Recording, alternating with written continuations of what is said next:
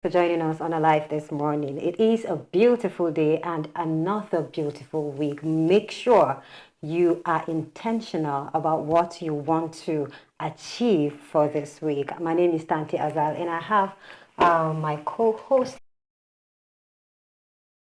is looking take away. It's as if Rio just came back from Yankee. What is happening, Rio? So that we will not block somebody. This week is sweet. So that we will not block somebody's step. Nice, Okay, I have international passport, but I've never left this country. So if there is any Yankee there, maybe from the mainland to the island. No, Ahala, they say, make it look like waiting you want to become a bee. Yeah, of course, yes, now. So yeah. this is acceptable. And with time, everything is going to be fine. Sure. How was your weekend, Lou? It was very fine, yeah. Before I tell you my weekend, I'll just quickly let people know that my name is Ambassador Robin Emmanuel Oluwafemi.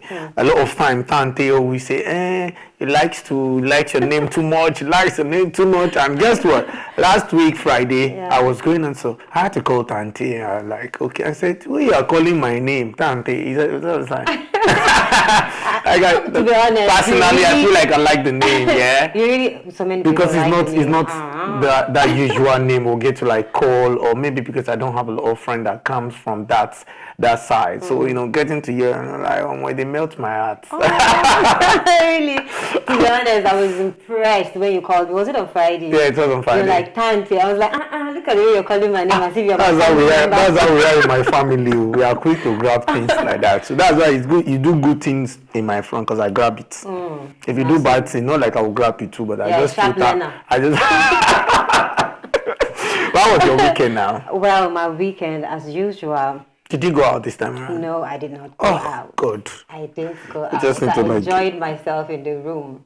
How can you enjoy yourself alone? Reading, using the internet, just checking for some things, and you'll be fine. I just hope your internet is unlimited. Because if it's a limited internet, what will happen? Network provider will just be happy with you. We'll still do another one again now. But you have too much money. Your pocket is alive. Your pocket is alive. Your bank account is alive. You need to wake me up. Okay, tell me about your weekend. I'm sure your weekend too was alive. Oh, I think I was home. Okay, it rained on Saturday. Really, you can't be home all through. It's not possible. Well, there was no event, so I was home all through. I even tried to cook, but then I burnt the food. It was a mistake. Some people need Chef Hilda in their life. No. I'm a chef. Like I'm Really? a fantastic cook. Yeah, I can tell you for free that I'm a fantastic cook. Well, I noticed that men these days really know how to cook. Because ladies are cooking rubbish. Many of them know how to cook better than the women. Because ladies are cooking rubbish now. What do you mean? Okay, let me tell you. Yeah, let me use myself. My last relationship. Yeah, my ex will tell me, I can't cook. I don't know how to cook. But you cook in your house. I can't. We are not married, so I can't cook. I can't do this. So all these things just make you. And what Shege? She has seen enough for her. She has seen Shege. I've seen Shege Banza. You don't know Shege, but you know Shege Banza. That means that like my home past Shege. Now when you add Banza to Shege, then there's a big problem. You get so men know how to cook now because one, the ladies are no longer cooking very well. And now, what's it called? Because of the nature of our work, you leave home very early. You come back maybe late at night or in the evening. And sometimes you just want to, maybe weekend now, just want to cook something, put it in your freezer, microwave it and heat. And because buying of food now, a lot of food that will just give you so many complications in your tummy. So just cook your food by yourself. But it was fine. Yeah. Sunday I went to church. I don't know if you went to church, but I went to church. It was fine. Probably I will still use the sermon here because what the pastor Mrs. preached about was to make impact in life. Make impact. What impact are you making? So you make impact. Well, you are actually making impact in my life. Really? Yes, Ambassador Oluwarobin. You have just removed the Femi and yet Oluwarobin. Okay, that's fine too. After the program, most times after the program, Femi. Oluwafemi. Oluwafemi. Yeah. Will definitely pray for me. And that is, encouraging. It's God. He blesses me all the time after each show. Before SM will say, I should come and be blessing him too now. And before you know, David will be calling me and Justina. So don't lie. It's a good thing. It's a good thing that we have somebody that would want to bless us. But sharing family one, yeah, that's how we are in our family. We bless people and we make impact. My definition of achievement in life is numbers of people you have made impact in, and it's still very low. So I still have a long way to go. I want to hear, if not for real. I want to hear, if not for real. So when you tell me, I say, it's God, though. You know how Nigerians can pretend. Say, no, don't say if not for real. Just say if not for God.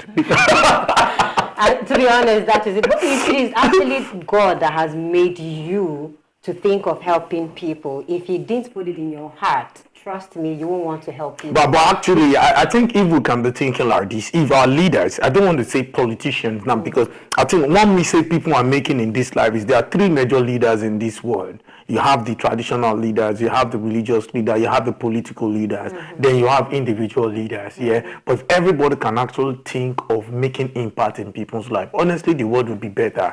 But an average human being, they are greedy, selfish to themselves. And it's just a simple logic, because me as a man, I stop thinking emotionally. I want to start thinking logical. Thinking logical is you knowing the difference between right and wrong. You get outside and a beggar comes to ask you for money, and you assess that beggar, a full grown-up man, 2 hands, 2 eyes, everything complete. And this person, there's this logical spirit that comes to like, why can't you go and also and get well? Then compared to when you see somebody that is physically challenged, those ones are still, because I've seen a physically challenged person that sells handkerchief on the road. This our Harlem road, and anytime I just pass and I see him, I want to buy handkerchief. He comes, I just give him money. Don't worry, leave handkerchief. Just go. It's just one way. And there are other people that think like that, to say, okay, so if you are now, if you are not challenged and you have this, this ginger spirit, you really want to work. You see people who are just impressed because you are committed to what you do. Because you don't have idea of people that are watching. Just like we are seated here, people are watching from different parts of the world. You don't have idea of who they are, what they will want. In another few months, they can just call, Tante, I think you can do this. I think you don't fly. Before you know, special communicator to Joe Biden. And you will jack that. So I will jack Of course, now, when you jack you have gone to acquire more knowledge, more wisdom. When you jack that, you have come to make impact with the knowledge you've acquired. You get? Of course, with what you have said, which means you are truly, truly ready for the week. And just the way I said, this is another week. This is another fresh day. We should all be positive about it. If you're out there, if you've not gone out, please go out, look for something and make yourself useful. If you're not useful, you're not valued. People will not value you. Your opinion will not even be valid. So please go out and do something for yourself. And as we start the program, we'll be starting with the trending stories. And of course, there is a statement that came within the week or within the weekend, which says government paying more attention to Mohbad's death than doctor's death. Let's read it. Because I want you to read it. Let me hear. Nigerians, everybody will collect with this money. Please write the chairman of the Lagos State chapter of the Nigerian Medical Association, Benjamin Oluwatosin, has accused the government of paying more attention to the death of late singer Mohbad than doctors who lost their lives in the line of duty in the state. Because that the medical doctor and house officer Ware Diaso on the 1st of August 2023 was trapped in an elevator, which eventually led to her death. The death of Mohbad on the 12th of September 2023 has drawn more attention from the government in the state, unlike Ware Diaso's death. Benjamin, in a statement, says the government has shown inattention in approaching matters that involve losses of lives of doctors in the state. Yeah. Well, I was going to ask the name of the person where this source came from. The chairman. The chairman. Benjamin, yes, the chairman of the Nigerian Medical Association. You see, one thing I have learned in few months now, just a couple of months ago, this year, I learned how to think for people. I learned how to have extremely less expectation from people, right? There are so many things that I feel like, I learned how to do recently. This chairman that I just spoke on, I feel like they expect so much from the government. All right? You need to understand one thing, that the government is not God. Now you need to understand another thing. You need to understand another thing, that God hears all prayers, but it does not answer every prayer. Because sometimes you ask for irrelevant things and you feel like those things are very significant to you at that time. But God knows the ending from the beginning. Anyway, I'm not trying to preach. I'm just going somewhere.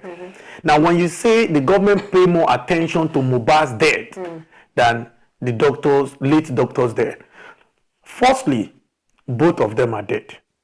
There is no more attention. There is no how many attention or less attention that would wake them up. Now, let's take a look at what was the cause of the late doctor's death. She was stuck in elevator. There was an accident inside there. We all knew, okay, lack of maintenance, which the Lagos State government instantly, took action addressing it. Some of the maintenance manager, some of the MD of that general hospital, and other people that should be summoned, right? And then trying to make, provision for another elevator and to make, a good welfareism for the doctors that are there. Now, you're talking now about Mohbad's death. Mohbad's death, up to now as we speak, we don't even know what was the cause of the death, right? Now, let's quickly check something. If you had arrested, people were saying, oh, Naira Marley killed. I cannot say Naira Marley or Sam Larry killed, but I can say they contributed deeply to the death of Mohbad, because depression was part of what killed that boy. Right? Now, if you arrest, even if you eventually find people or anybody that killed Mohbad, right, you will still arrest Naira Marley and Sam Larry for bullying, and they have to be sentenced. That government must not even say one thing. They have to. That's aside, because we need a scapegoat for whatever thing that has happened when it comes to bully. Bully is a very crazy thing. Yeah, you can just place a little comment on somebody's post on Instagram and it can set that person to depression, right? But now you're not talking about unseen death compared to a seen death. I mean, what am I saying? We all knew what killed this doctor, right? And government addresses, and they're still addressing it. One thing about maintenance is you can never stop addressing it.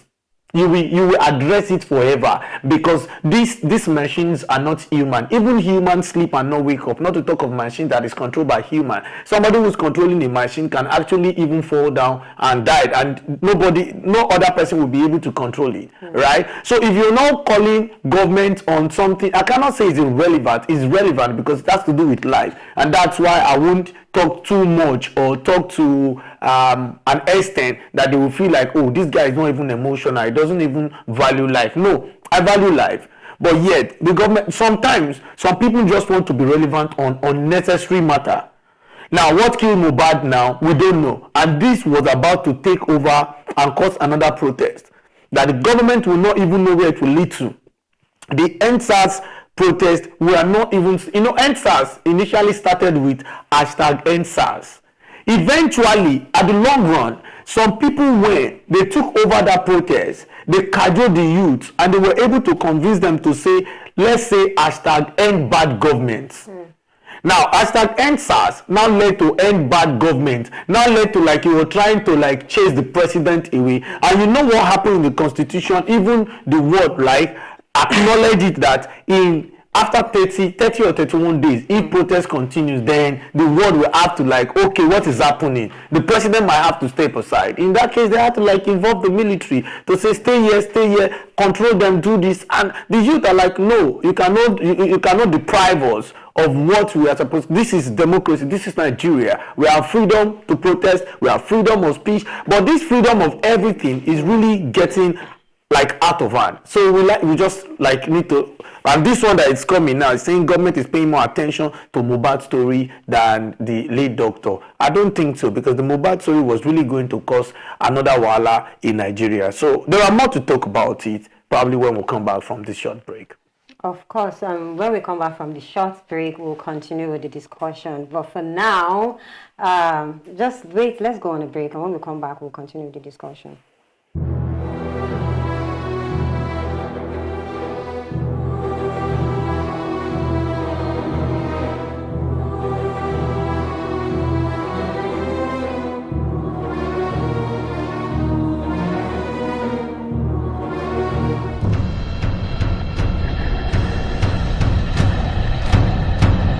Hello and welcome to Live News.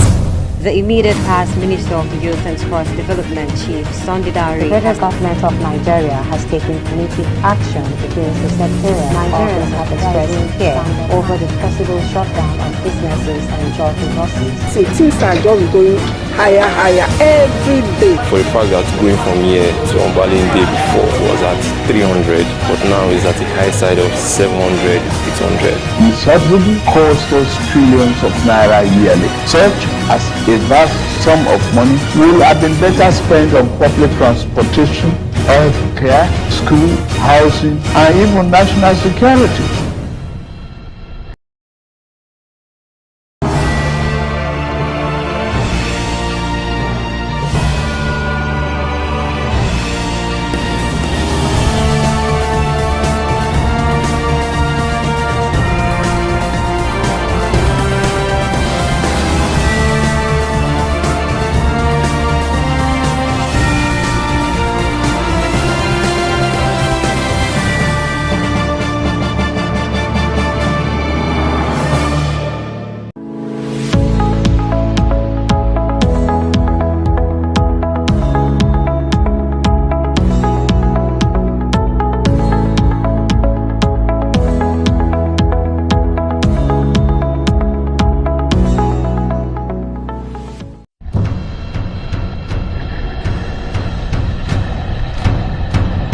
Hello and welcome to Live News.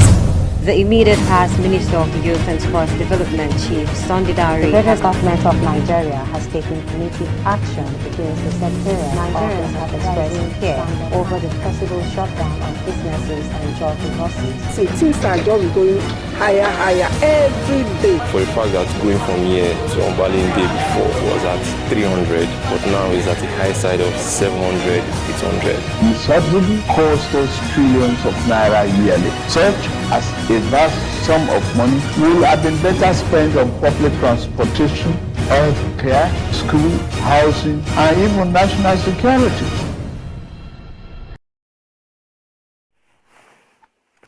Thank you for staying tuned. This is still Alive This Morning. And before we went on the break, we were talking about, Mohbad's death and the medical doctor's death. And just the way you have established, most of these people sometimes just feel, especially this Mohbad's death, not forgetting Mohbad is actually a celebrity. And it is not only the government that is involved in this, even the people around, even doctors and other people are saying, no, this guy is not supposed to just, his death is not supposed to just go quiet like this.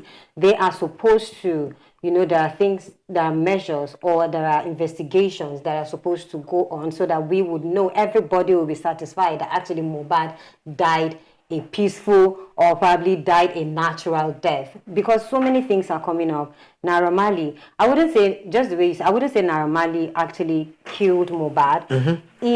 And I wouldn't even say Mohbad's death was caused by depression or whatever, bully. Because trust me, I have always seen the guy like, okay, this is supposed to be a strong person. You're supposed to be a soldier, even though sometimes not what you see on the face actually is what is in the heart. But he has taken enough, that for sure. But I don't think, just bullying him or making him not to be comfortable with himself or whatever thing is going through that killed Mohbad at that period. They said he went to the hospital and something happened in the hospital. What people are more concerned is what really happened in the hospital. What injection was he given? So many things came up. And now the doctor saying, why will the government give so much attention to what Mohbad is, attention about Mohbad's death, than the doctor that died in the elevator? Just the way you said, it was an elevator problem. Everybody knew about that. But also, it is possible that something really caused it. It is possible somebody locked her in there. It is possible so many things happened if you can remember, someone came out to say this is not natural. That's It is a someone's spiritual wife. thing. That's someone's wife. So, if they say it's a spiritual thing, there has to be, they felt like there has to be a level of also investigation,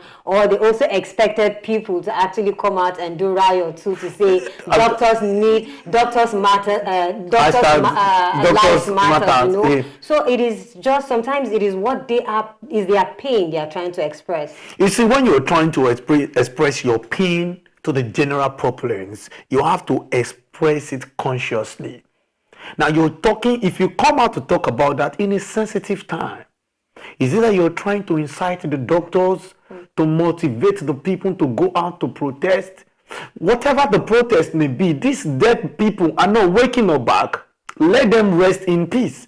Let the police get to do their investigations. So if you talk about the doctor's death, and everybody, like, it's visible to everybody who can see this was the cause. Yeah, she was in that elevator for several hours, like they said, and unfortunately, they could not bring her out. All their energy, maybe she even came out, or she came out alive, but eventually she kicked the bucket. I don't know how that story went, but we are talking about Mohbad's death, like you said, a celebrity.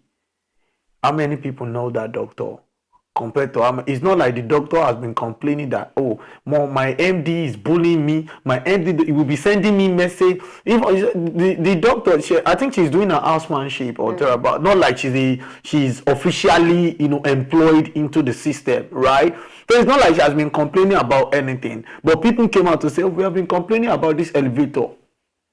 So that's to say it's actually the elevator, because some people had already complained about it. And they are trying to maintain. There are times you should not maintain machine, you should change it, right? And this is a government establishment, that they can actually change it. They have the money, they have the funds, they have allocation on all of their machines every year. But Mohbad's dead. Already there was a protest at Abeokuta, at Ibadan, at Ondo, at Ekiti. Lagos wanted to protest, but knowing for the fact that Lagos one is always too much. Right? And they all have to just exercise patience, then say, okay, if you do not allow us to protest, can we do a peaceful walk, a candle night? It was given. Do you see what that almost turned to? From Muri-Okunla in Victoria Island, then you walk to Lekki Toll, where we are still nursing the pain of October 2020, and you still want to establish more. And I saw a video. You see, that's why I said it's not every time you just want to blame Nigerian police for everything. These Nigerian police officers we are saying to are dying. They are dying, especially in the east recently. They are dying, ambushing them, and nobody is saying justice for Nigerian police. Hello, Nigerian police. I'm not speaking for you because you are not really friend. But see, I'm a rational person. I speak it the way it is. Why are you not friends with Nigerian police? Police is your friend. That's the logo. Because they did not give us the attribute of friendship. So no, we just have, see, you have to be, the fact that I said I'm not a friend does not mean I don't have people that are friends there. Does not mean I don't have people that, that I know very well. Does not mean I can't speak the truth with them. But I will just let them understand. You see, when people are talking and you're saying, nobody is saying justice for Nigerian police, nobody is saying increase their welfare, nobody is saying increase their salary, because we just don't like them. So I saw a video where Nigerian police were addressing the public, and the man was saying, if you love Mohbad, please go home.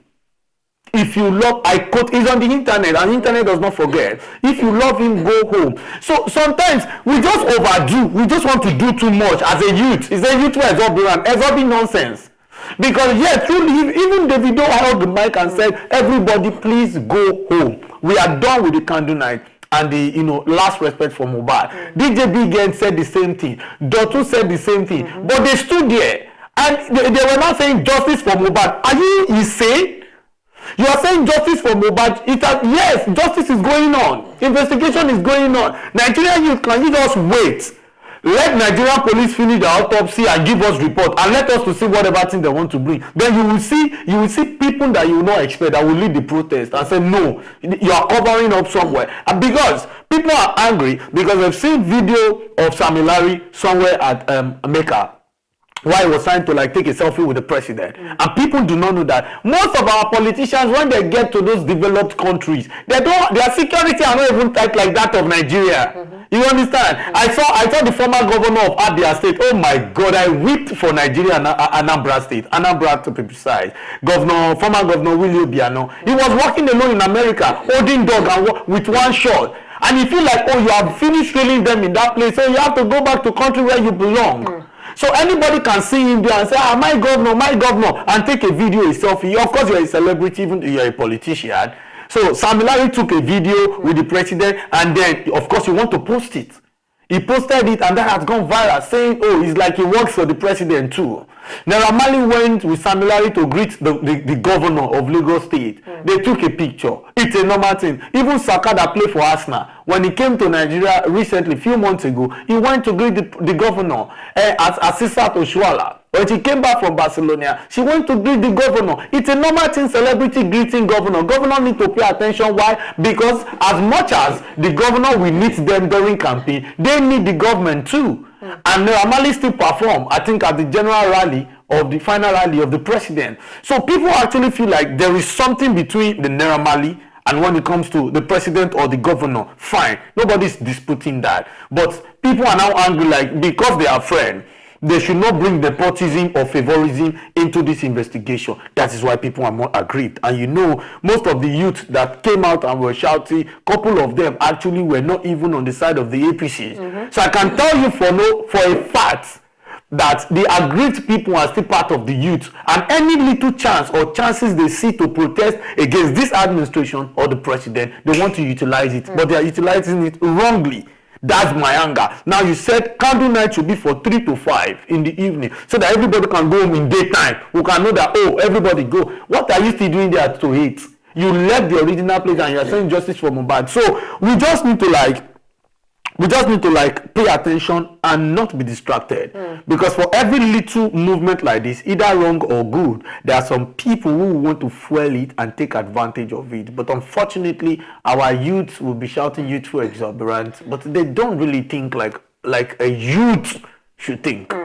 Talking about celebrities and talking about taking advantage, you know, it has been on the social media that the celebrities are beginning to use Mohbad's death to, you know, I don't know if it's to make themselves more known, or I don't really know. They are looking for that's very sad. Popularity, or they are looking for the fame, so they are using Mohbad's death. I can see there's an activist, Adetone, who talks about Mohbad's death. She talks about Mohbad's spirit, or she was talking to Mohbad's spirit, and a lot of other people who have come out to say Mohbad has been talking to them, Mohbad's spirit has been tormenting them. Another woman came to say from the UK, I have videos surfaced on social media saying, Mohbad, I did not kill you. She is also looking for people who has killed him, so he should stop tormenting her because he is tormenting her. She's not even close to him. She doesn't know him. She's not his family member and all that. So I want us to talk about what the celebrities are now doing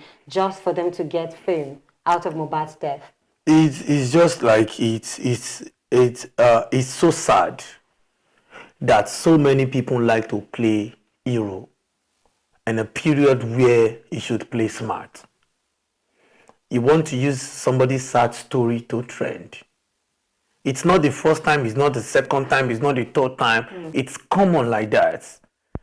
See, during the last election, I will always make references to that or go back to it because a lot happened. Some people, because of the fear of bullies on social media, they just want to stay relevant. And whenever there is a sad or a bad news, people just want to play hero. Mohbad's dead, yet everybody's coming out. I know the video that makes you want to talk about this is for the woman that was listening to the ghosts and was to the spirits. And was giving us message. Oh, I will tell them. But I will tell them. Tell me, what are you saying? Okay, she will say it back. So sometimes, and even if the spirit wants to, how can you go live on social media with the spirits? and then you're coming out. Why are you trying to stay relevant when there are other things that can make you to stay relevant when it comes to any? If you want to stay relevant, then you should know content creation can actually help you. You can actually think of staying relevant, not like trying to use people's sad story to stay relevant. You can always talk, you can always like write, you can always communicate, but going live, telling people the spirit is communicating with you and is sending you message to do this, it's just too funny. I don't really know what to say about them, but celebrities that are not very relevant or they are using yesterday's glory, because I believe there is time for everybody.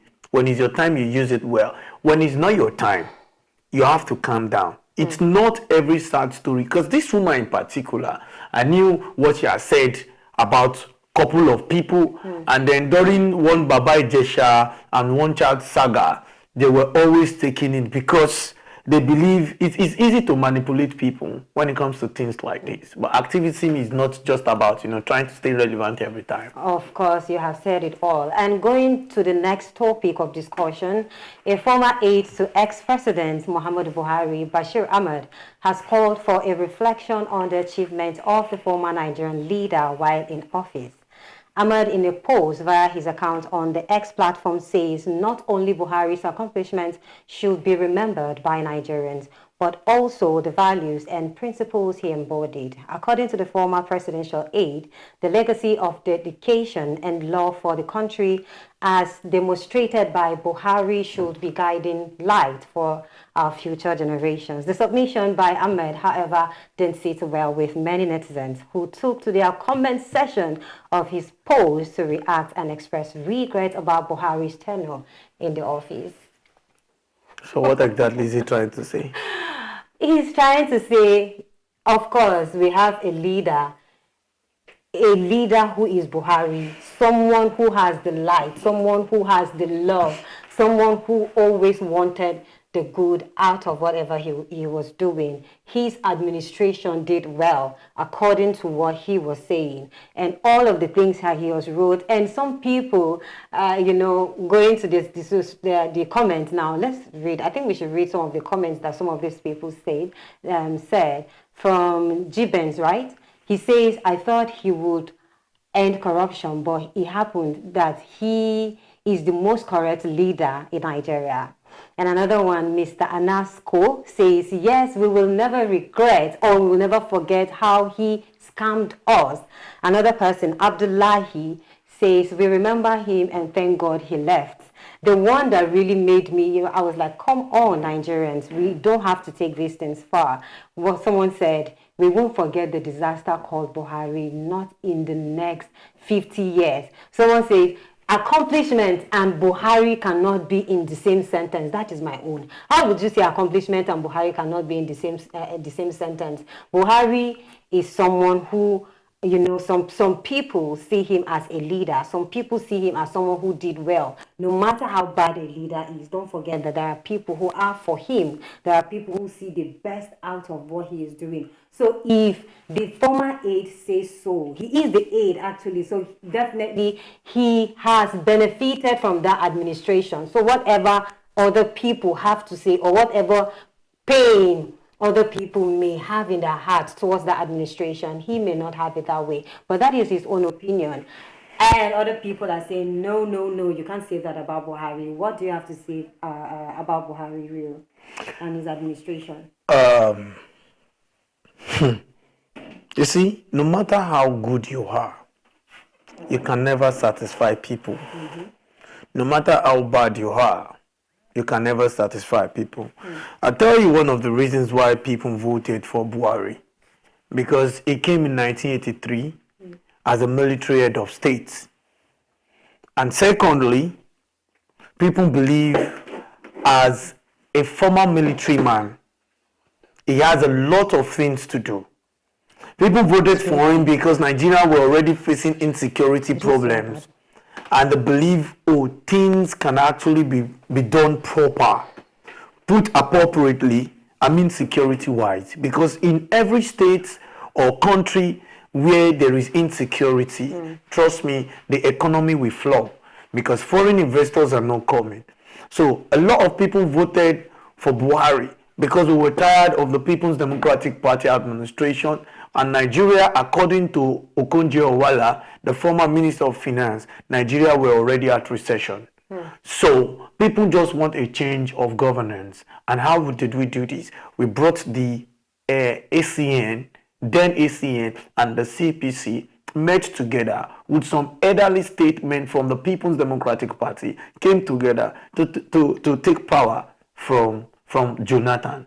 And Jonathan went off. Now, unfortunately, when Buhari got in that place, he was quick to say, what? The damage is beyond control. Nigerians, what you are seeing, Jonathan, how did you manage to manage Nigeria to this extent? This is what we are thinking. Oh, when this man got there, he did something first that gave me a peace of mind. I like it when you give me figure. I like it when you give me time, duration. He said, oh, we are going to remove fuel subsidy for so period of time. Fuel will be expensive for about 6 months, and then we have Minister for Petroleum for States, I think something Ibe Ukachuku or thereabout.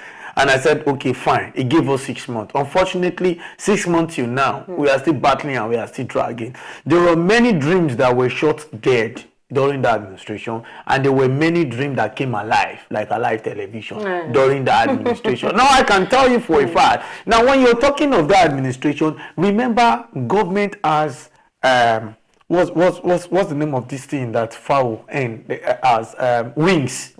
Yes, every ministers are wings to their principal. So you say, you hold this place, you hold this place, you hold this place.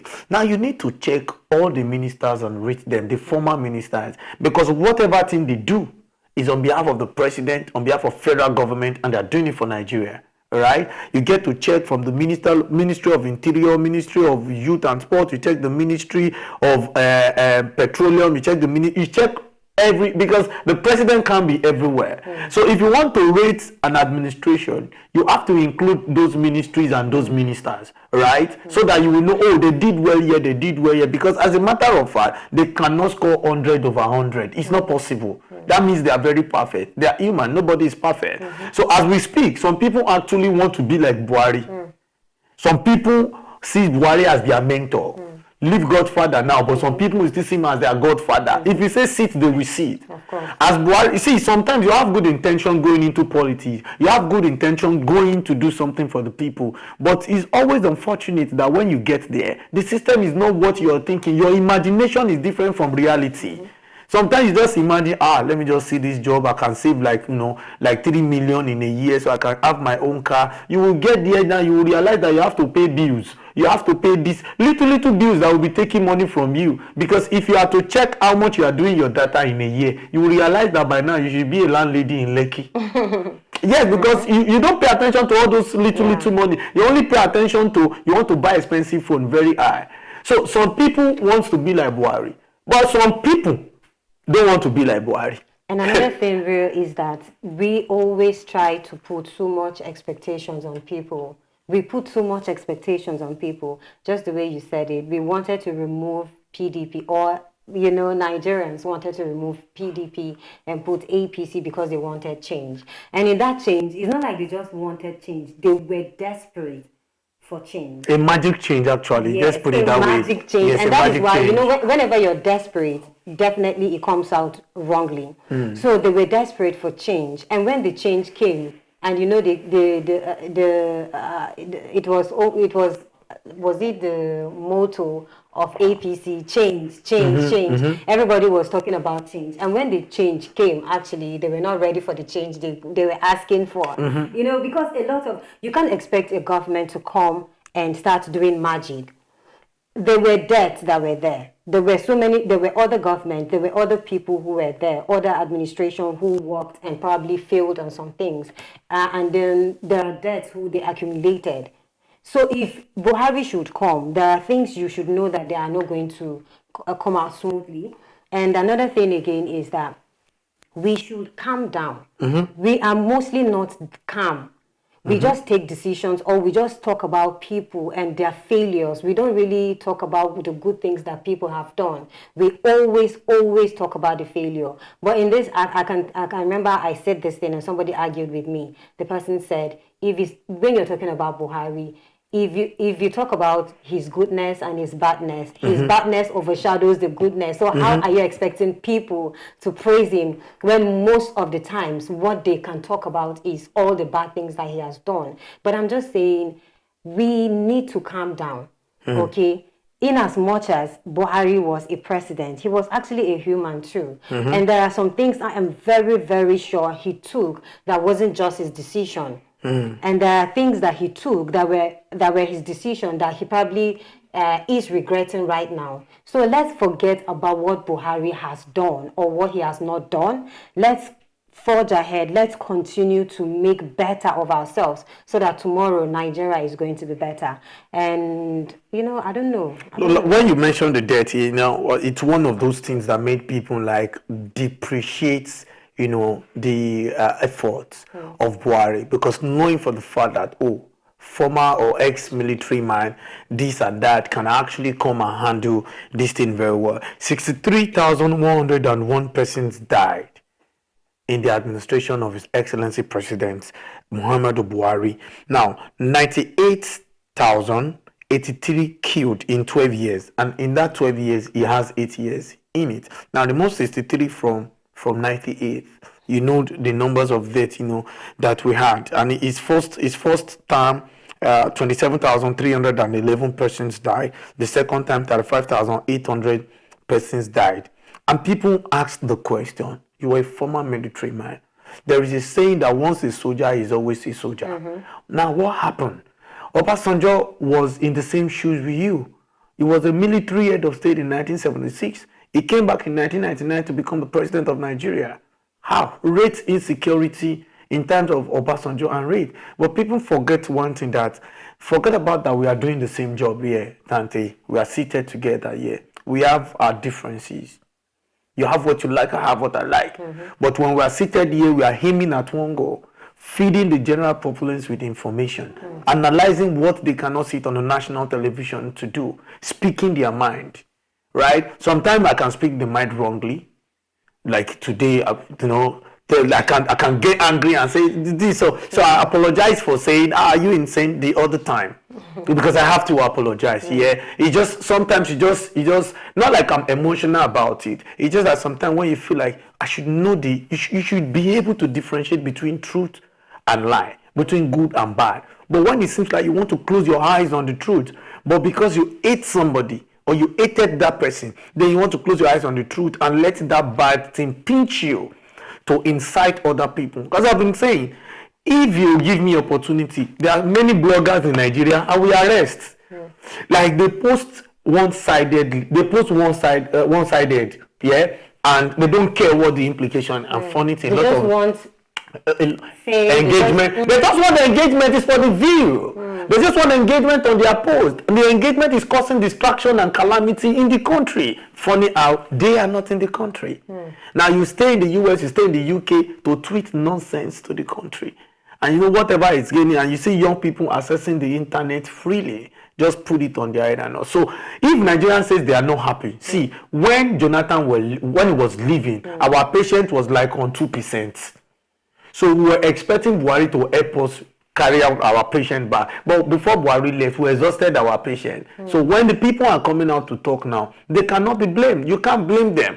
They are speaking because they are human. They voted you in power because they believe in you. Otherwise, nobody would have voted for you. You were not the only person who contested. There was a sitting president when you came in to want to become a president. But whichever way, it's still that same administration that has made some people billionaire today. Of course. And another thing again, if you're coming in as a president, you have all that you have given us, all the assurance you have given us that when you come on seat, things are going to be great.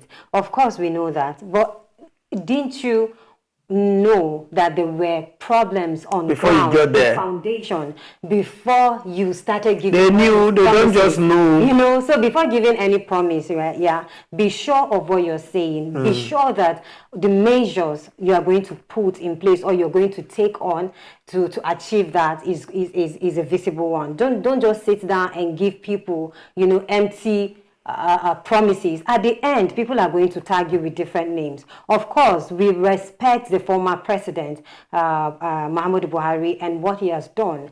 But if you want to come as a president, please let us know exactly what you're coming to do. Don't deceive us. Let us not be having like, okay, Nigeria is going to change for the better. He talked about insecurity, and he said immediately he comes on seat, security is going to be assured, like Nigerians are going to be, they are going to have rest. There won't be any insecurity. But immediately, you know, the administration started, herders became more powerful. They felt like, okay, this is the Fulani time, because the Fulani is the president. So this is their own time to, you know, sit, to come up and say, this is us. Before now, any time you see a herder, you will definitely see them in the bush. But right now, they are in the cities. They are everywhere in the city. You will be walking on the road. You will see cows coming to you, and you have to look for a way to, you know, you give them way. So it is not right. Whatever it is, as a president or whoever is aspiring for anything, please make sure you say what you can do, not what you cannot do. And going further in some of the stories we have on the trending today, a chieftain of the All Progressives Congress in Edo State and former minority whip of the House of Representatives, Samson Osagie, has claimed that the rift between Governor Godwin Obaseki and his deputy, Shaibu Phillips, is karma for betraying the ex-governor, Adams Oshomole. Osagie made this known in an interview, stating that the crisis between the two first citizens in Edo State is not unexpected. He says, and I quote, "You may call it drama, I will call it karma. As far as I'm concerned, what is happening between the first two citizens of Edo State is not unexpected. I knew from day one that their team would not have it smooth. Look at what they did to former Governor Oshomole. If they could do all that to their predecessor, why are you expecting that things will be well with them?" Well, it's political. See, Yeah. I won't even be surprised if eventually they ended all this rift and beef between themselves and, you know, focus on the election. Because they will tell you, right, Obaseki and Philip Shuaibu, they knew more people in the APCs than the PDP. The PDP only came to their rescue because the APCs were not ready to give him return tickets. He was just going to face the exact thing that Hambody faced. But because the PDP is, you know, kind of strong too in Edo State, and it's just like there are 100 people, the APC have about 60 people, the PDP has about 40 people, and they say, let's give you, can you drag like 30 people from APC to the PDP? And it was able, you know, to pull it. And at that time, it was beginning to look like they want to deprive Obaseki from his second-time ticket in Nigeria. Once it comes to presidency and governorship or gubernatorial, you always know they want to do it twice. So when your party is like trying to like deprive you from your ticket and no, anything can actually happen. So I just believe this is politics and anything can happen in politics. So whatever thing they are playing, they should just focus on the economy and the administration or the economy of Edo State. Not diverting from where you should be to another place where you should not be. So the deputy governor wants to be governor, fine, let them go for primaries, but it's just wanting the endorsement of the governor. Whatever thing they are, the governor already saw him as a betrayer, and nobody wants to relate with a betrayer. So I feel like the deputy governor is doing too much. I feel like he's doing too much. It should just let whatever be. If you say you want me and I don't want you, let's just go our separate way. Our administration will soon end. You go your own, I go my own. It's not, if you either you become governor or not, you will still become whatsoever you want to. You don't have to be there before you make impact. But it's like they saw something there and everybody wants to be. The chieftain, the APC chieftain also mentioned that these two people are power drunk.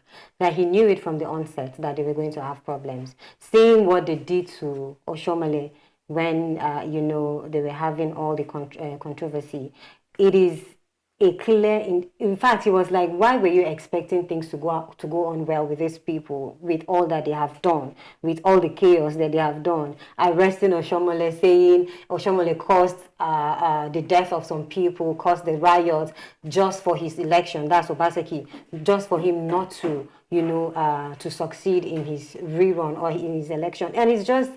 He did that thing over and over with his predecessor, and then now the same person he did the fight with is now fighting against him, and you're complaining. In fact, the way he's really fighting this thing, to me, I'm just feeling like, why are you doing too much? But understanding this thing is that when karma comes for you, because of the way he's scared that things may go just the way he did to Oshomole, he's beginning to have, and politics is actually a game of loyalty, even though it's a dirty game, but it is a game of, I need to trust this person to work with you.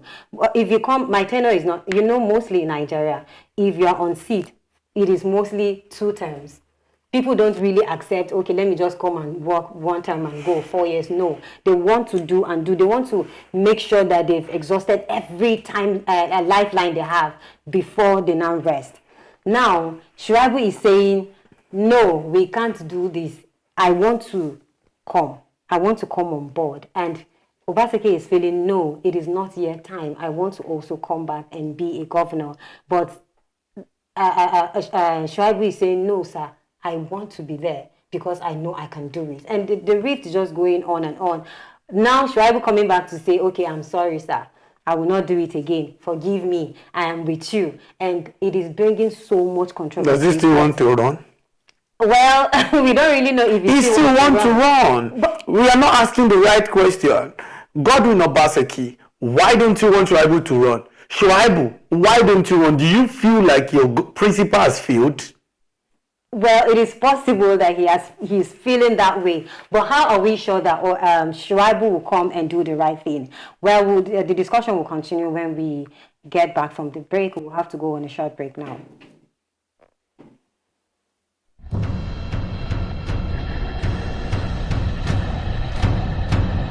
Hello and welcome to Live News.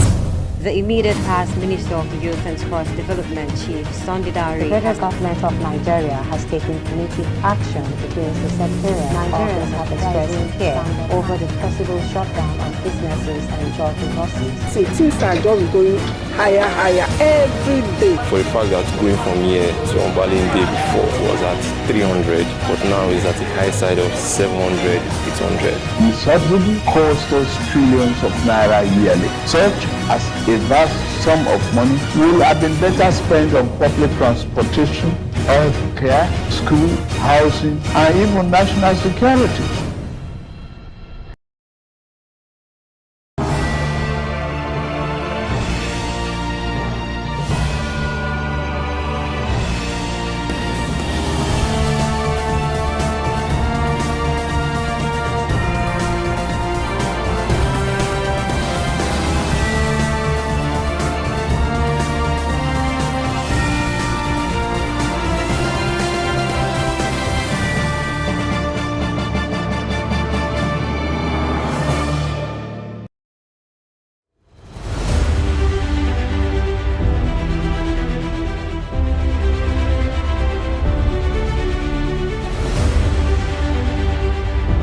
On Alive TV. Taking a look at events in Nigeria. And now the news in detail. Look at the number of people he has built. He has the capacity. And today, a historical reoccurrence is taking place right here in Jos. We need to be involved in the voting process. Your vote counts. Government, in spite of its lean resources, is running a welfare program for the most vulnerable in our country. We've never had that before.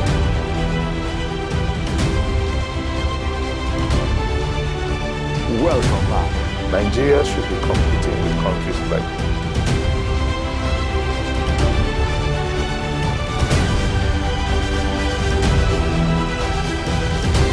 I am Kanti Aga.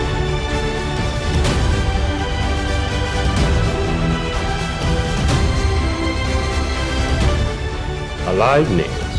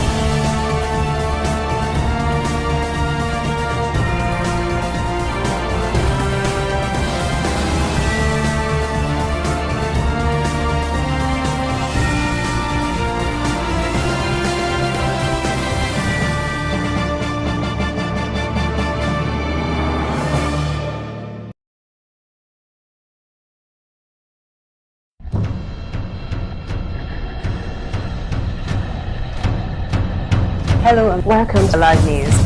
The immediate past Minister of the Youth and Sports Development Chief Sunday Dare. The federal government of Nigeria has taken punitive action against the sectarian. Nigerians have expressed fear over the possible shutdown of businesses and job losses. See, things are just going higher every day. For the fact that going from here to Ombalinde before was at 300, but now is at the high side of 700, 800. The subsidy costs us trillions of naira yearly. Such as a vast sum of money will have been better spent on public transportation, health care, school, housing, and even national security.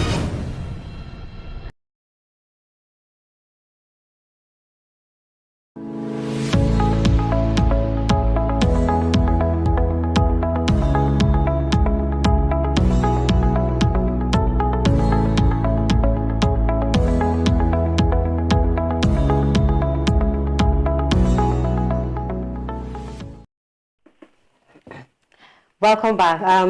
There's actually a breaking news. There is currently a fire outbreak at the Supreme Court in the Federal Capital Territory.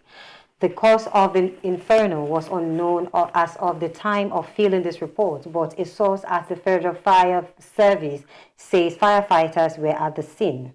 This comes days after the presidential candidate of Labour Party, Peter Obi, and People's Democratic Party, Atiku Abubakar, filed 86 grounds of appeal at the Supreme Court to nullify the judgment.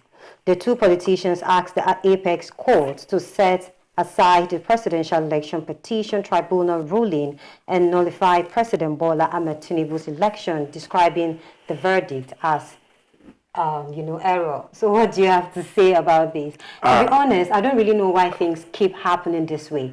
Anytime there is, probably not if there's a disagreement or the politics having chaotic result or something, the next thing what we result into doing, it is mostly like that in Nigeria. Before you know it, the court is being burnt. Before you know it, a ministry is being burnt. Before you know it, a bank is being burnt. Like, we keep doing this thing. What is this thing? What is really happening? Mindset and mentality, thinking faculty, everything has to be restructured. People need to rethink. I don't care what happened, what caused the fire, but the judgment must go on.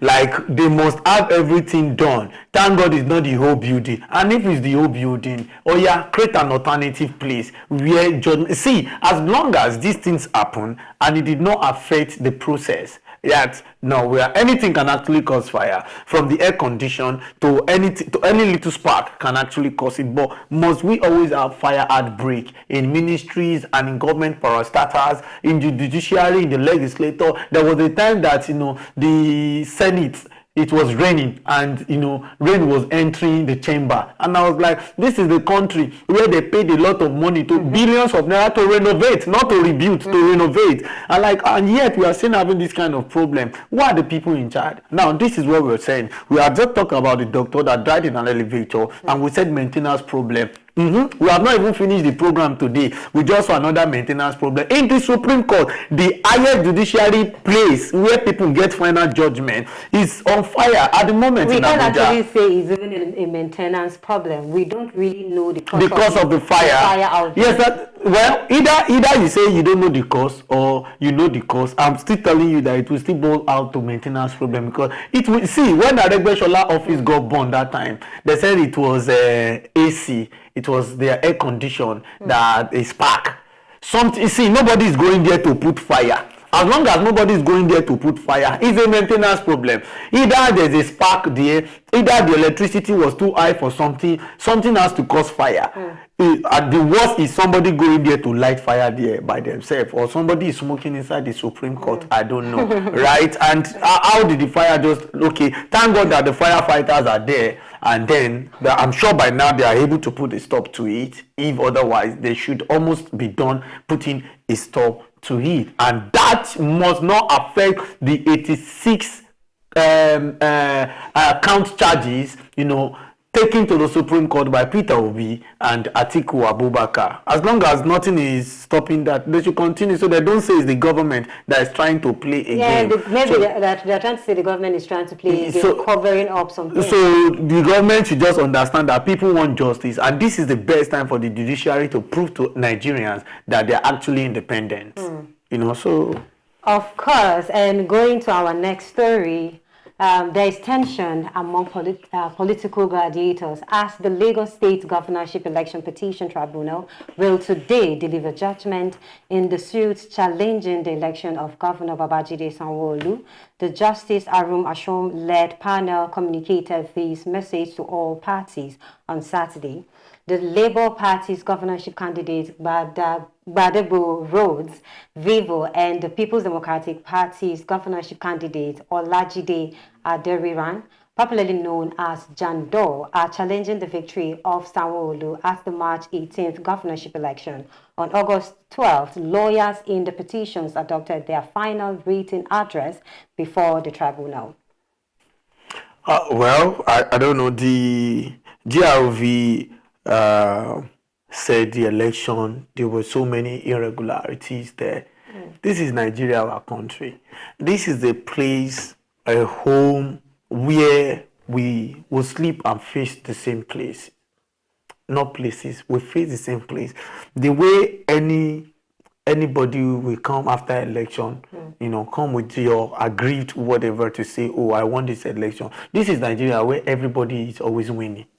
And once you were not declared the winner, you always have something to say. See, quote me anywhere. In the world, there is no perfect election anywhere in the world.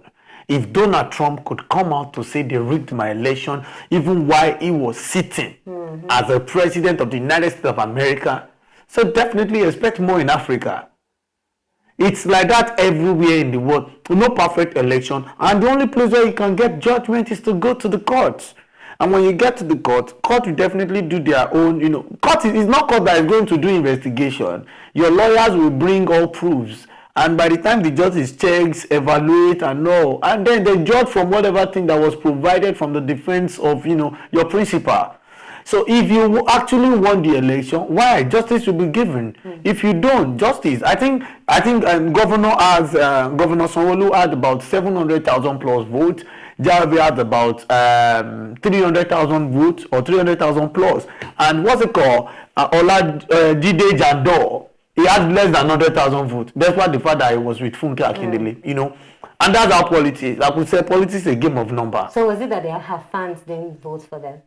Because she said she had many fans. She had millions of fans. And she's from Ikorodu, one of the most populated places. That was one of the things she was, back in her life. She was thinking like a lay person. She was never thinking like a politician. I'm talking about Funke. Funke Akindele is one of my favorite actors, right? But see, what you can be an actor and not Banky W is still battling to even go to the National Assembly, House of Representatives, and he's still there. Yeah, there are things that you need to drop off when you want. See, when you are going into politics, politics is not a profession. I always say it's a call to service, because your days are numbered here. be appointment, be by election. One day you are leaving, your people can say they don't want you again. It's a democracy government. It's a representative government. So you can't win election by popularity. Stop it. You cannot see. You can be very, very popular. I was thinking, and the person that defeated Banky W, who did not know his name until when they declare him as winner. He just leveraged on the Peter Obi trend. He entered. And the Obanikoro, he lost. Banky W, he lost. And somebody we don't even know won. That's somebody who was not popular. You see, if I had contested against that man, I would have probably won the election. I'm telling you, because I have more people as fans that knows me more than him. But see, that's what you know. There are some games you play underground. That's why they call it a game, you know. Besides, if you can act, probably people loved you because you're an actor and you know how to do it best. This is politics. This is our life. You know, you can even lose more fans when you get to politics because you will take some decision that does not suit them. Of course. And you know, what's her name? Funke Akindele. There was a time, because of her ambition, she couldn't even come out properly the way she used to. I can remember there was an award she went for, and one of her fans called her out to say what she was wearing. To be honest, to me, I felt what she was wearing was okay. You understand? But because of what she has taken upon herself again, every little thing she was doing, people were trying to see it in another way. That's politics for you. Don't do that. You're not supposed to wear this. You're not supposed to wear that. You know you're a figure. You know you're... But when she was doing it, they were loving her for who she is. So I just believe that if, for the fact that she was a celebrity, doesn't mean that she can actually win this place and win political seats. Especially when it comes to being a deputy governor. Come on. Of a state, of the most populated black state in the world. Course, I always say it, Lagos is a country on its own. So if you want to be in politics in Lagos, is not a small thing. Not even talk of... She has millions of followers. I'm surprised they could not make 100,000 votes. This is it. There are some people in the APCs that love Funke Akindele so much, but their love for APC is more than the love for Funke Akindele, because Funke Akindele really cannot offer them what their party is offering them. See, there are many reasons why people join political parties. Number one is to aim at saying go at taking power or retaining power. Number two is because they get to benefit more from their party, because political party is like a family. Now, father will eat, mother will eat, and they will sponsor their kids. That's political parties for you. So when you see people joining political parties, everybody have reasons. Just like people going to church, everybody is going to serve God. At the same time, some people are going with different mindset and expectation. Somebody is going there to say, oh, I want to meet my pastor. Some people are going to church because they need partner. They are looking for wife or husband. Some people because they need job and they feel like in their church there are people who actually can help. So people do things for different reasons. So she had her own ambition because she wants to make Lagos a better place, because she feels like, oh, the APC administration and Sanwo-Olu are not doing well, and she can do the same thing. She can do better. And funny how even Jandor left APC for the PDP. So our own principal, the gubernatorial candidate of the People's Democratic Party, Lagos State, in the last election, March 25, 2023, actually left the APC to enter the PDP. And there, Funke followed. A lot of people were saying Funke should have gone to a winning party or otherwise, but it did not work. And for the Jandor, the GRV, you know, he also leveraged on the movement of the Obedient and the Peter Obi, and people were saying this. And I'm so surprised. The GRV that I used to know during election would have actually even followed them during this Mohbad, you know, peaceful walk. It would have been tweeting. It would have talked. See, I don't want to like step on toes. There are a lot of things to talk about, but I don't like to talk too much on matters that are in court because it's not actually appropriate. So whatever the tribunal says today, I know people are still going to Supreme or appeal. But I just feel like it is becoming too much of a cliche now that after each election, people rush to the court. Is it that people are trying to cover, or people are trying to feed their egos by saying, okay, this is not how the thing is supposed to be? How were you actually sure that you were going to win the seat? And when you don't win, it is election. Are you not telling yourself that it is election? Someone has to win, someone has to lose. Why do we always keep going to the court after every election? Of course, I know that when you are involved, they may say, someone can see me and say, forget this thing you're saying, you're not the one in it. If you're there, you will definitely know that, okay, you are not going to take this thing. But I just feel like sometimes we need to accept whatever outcome, you know, of whatever thing we do. For peace to reign after this thing, probably the person is going to still go back. Sanwo-Olu is still going to be the governor of Lagos State. So what is really the importance or the benefit of everything? You see, like I said, as long as there is no perfect election, and everybody knows there is no perfect election, there would always be aggrieved people. Ordinary football match, yesterday, Chelsea was defeated by Aston Villa, and I can tell you that no Chelsea fan, even though I see people that wear blue in the studio this morning, but no Chelsea fan is actually happy with whatever thing they are going through. So there is always aggrieved people after election because there is never a perfect election. So, and the constitutions allow them to go to tribunal, you know, if you are not satisfied with the results after election. So it's a normal thing. It's a normal thing. Of course, it is a normal thing for you to go to court, but please try and accept whatever decision, you know, the tribunal judgment will give today, okay? Respect it and allow the government to continue with their work. We'll take a short break, and when we come back, we'll continue with the discussion.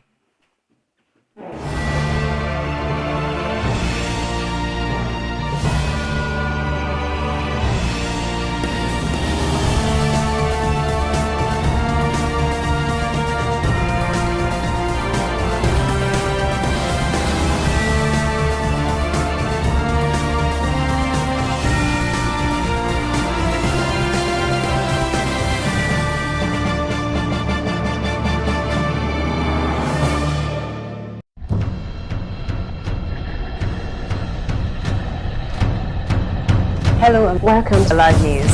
The immediate past Minister of Youth and Sports Development Chief Sunday Dare, the federal government of Nigeria has taken punitive action against the secretariat. Nigerians have expressed fear over the possible shutdown of businesses and job losses. See, things are just going higher every day. For the fact that going from here to Ombalinde before was at 300, but now is at the high side of 700, 800. The subsidy costs us trillions of naira yearly. Such as a vast sum of money will have been better spent on public transportation, health care, school, housing, and even national security.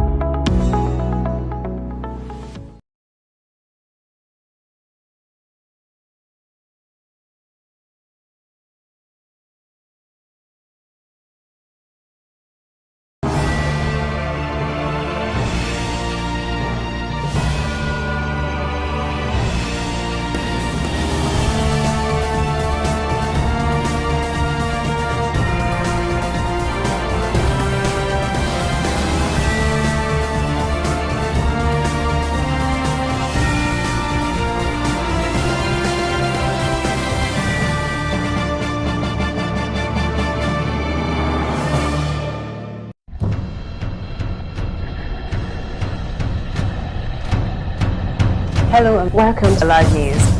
The immediate past Minister of Youth and Sports Development Chief Sunday Dare, the federal government of Nigeria has taken punitive action against the secretariat. Nigerians have expressed fear over the possible shutdown of businesses and job losses. See, things are just going higher every day. For the fact that going from here to Ombalinde before was at 300, but now is at the high side of 700, 800. The subsidy costs us trillions of naira yearly. Such as a vast sum of money will have been better spent on public transportation, health care, school, housing, and even national security.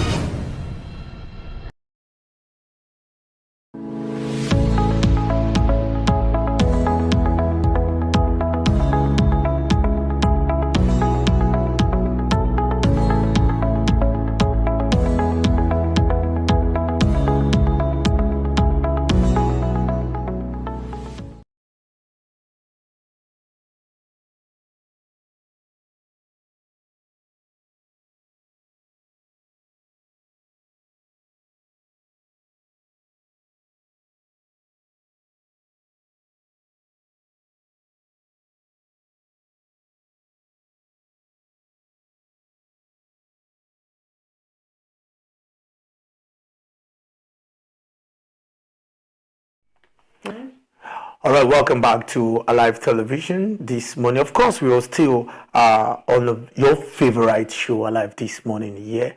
And on the set with us, we have a public affairs analyst and, of course, a media practitioner that's got a lot of information in his head, in his brain. And of course, by the time you see him, you will, of course, know that he has a lot in his head. His name is Ismaila Odumbako. Good morning, Ismaila. Yeah, good morning, Mr. Rio. Thank you. For sake of correction, my name is Mukaila Odumbako. Okay, Mukaila Odumbako. Apologies on that. Yeah. So it's good to have you on the show this morning. And quickly, today there will be a verdict between the Lagos State Governor and, of course, a couple of people who were aggrieved after the election that produced Lagos State Governor in his second time in office. And there have been so many aggrieved people outside there saying there were a lot of irregularities in that election that produced His Excellency Governor Babajide Sanwo-Olu's second time. There were a lot of fights on the street. There were a lot of people that were disenfranchised by, the supporters of different parties. Because right now, we cannot categorically say this particular party or this particular person because the case is in court. And today we'll hear from the Lagos State Election Petition Tribunal. I would like you to share your views about, everything in general that happened in the gubernatorial election of produced Lagos State Governor second time. Good morning, Alive viewers, and thank you for having me on the set. It's my pleasure to be here. And talking of election tribunal in Lagos State, well, people are bound to be aggrieved, particularly if you look at the difference in the presidential election. If you look at the difference in the presidential election results, where the Labour Party won the election in Lagos State, and that itself is enough to assume that the same thing will happen in the governorship election. Unfortunately, it was never so. The games are up. The errors noticed during that presidential election, we know that the APC must have adjusted themselves together and adjust themselves, and that is the result you saw. You can see the difference. APC 762,000 thereabout, and you have a distance 312,000 thereabout for Labour, and not to talk of the PDP who has 62, who have 62,000 plus. Going by what you said in your program in the morning, because I was privileged to watch it, you said Funke Akindele, an actress, an actor, had millions of followers on our social media handle. You see, politics is different. And let me just pick one of your words. You said you don't see politics as you use a word that you don't see politics as something. As a profession. As a profession. It's a call to service. It's never a call to service. It is a profession. They study it as if you are going for an undergraduate course. You have undergraduate course. You have a secondary school. You have undergraduate course. From undergraduate, you proceed to a postgraduate. You understand? And after postgraduate, you'll be assessed after your postgraduate to become an emeritus of whatever. We have emeritus in this game. Politics is a professional game. You are either in or out. You are either in or out. Gender is a businessman. It's not a politician. Funke Akindele is an actress. It's not a politician. You understand? You have your followers. It's a matter of game. It's a matter of game. You play the way you like it. It's like playing on the field where you see the mighty J.J. Okocha in his good days. You can imagine Okocha in his good days. Up to now, Okocha never won a particular award. And when you talk about football in Nigeria, Okocha stands out. All right, sir. Why do we have a recurring cases of political gladiators going to court after each election. It is more like it's a normal norm now for Nigerians, or a normal tradition for Nigerians, or for politicians to always go back to the court after elections. Well, in response to that, you can see who are these politicians. Yesterday, they were friends. They were in the same party together. Today, they are in different parties, all because, quote and unquote, they want to be at that top. Everybody's vying for it. Everybody believes that, yes. And that these are the things that we kept on saying. The judiciary, I still put the blame before the judiciary. Why did I put the blame before the judiciary? Is that judiciary, the head of judiciary, they should be able to punish the lawyers who, because of his own personal gains, decided to bring a case that is not worthy of presentation before the court. It's not easy to go through all these things. It's as if wasting taxpayers' money. How do you explain it? 700 and something thousand to 300 and something thousand, and they go to court. Everyone has every right to be aggrieved. It's just in the house. You have your husband, you have your wife. A wife is telling you that is the chief controller of the house because she is the one that sees whatever goes on in the house mostly. The husband's supposed to just give me the money, don't ask questions. Okay, because we are definitely going to have a couple of disagreements on this table this morning. Number one is my own knowledge, in my own opinion, politics is a call to service that can be defended by me, by the way, and I like the fact that you came from another angle. Now, in universities, there's a particular course that is called political science. Yes. Political scientists are major players that provide solutions to political matters. Now, I've never seen any university say they have a course called politician, right? And politician, when you talk of politicians, you can be anything in this life. In Akwa Ibom, a pastor is their current governor. Even at Kogi State. In Kogi State, yes. Yaya Bello is their governor. What's it called? In Benue State, yes. In short, it's a reverend. Yes, it's a father in Benue State. So you would ask me, why did I say politics is not a profession? It's because nobody goes to university to study presidency. Nobody goes to university to study governor. To say, oh, I want to become a governor. Nobody will employ you. Now, I'm saying it's a call to service because people choose who to represent them. People say, oh, let's vote for Sanwo-Olu once again and represent us. And Sanwo-Olu has either 4 years or 8 years to represent the people. But if he is a profession, he should be able to spend 35 years as a governor. So that is where I'm coming from. I'm saying this so that I don't get to mislead my viewers or my audience. So when I say it's not a call to service, you don't write, when I say it's a call to service, it's not a profession. You don't write application to become a governor. You don't write application to become a senator. Well, it is whatever impact you have made. I don't know that will actually lead you. But I just feel like if you go to school, you are a mass communicator, you read mass comm. It is a profession. You come back and be a journalist and be whatever you want to be. A broadcaster. Okay, a broadcaster. That is what he's saying. If he's I don't know, maybe you want to... No, yes, because I've not landed. My plane has not landed. Wait, Mr. Ambassador Rio. You see, you are missing issues here. Okay. Your question to me is, why do politicians, not why do governors? There are two things you are missing on. Politics, as it is a profession. Policies as it is. When you say call to service, it is when you are elected. Not all politicians were elected to serve. Yes, I know, of course. That is where we are missing it up. Not all politicians are elected. If you are elected, it's called to service. Do you agree that you should have something you are doing even though you are a politician? Of course, a lot of them. That's what I'm saying. No, listen, you are missing issues. You say politicians, politics, and elected. There are three things we are talking about here. Politicians are there. They sit down.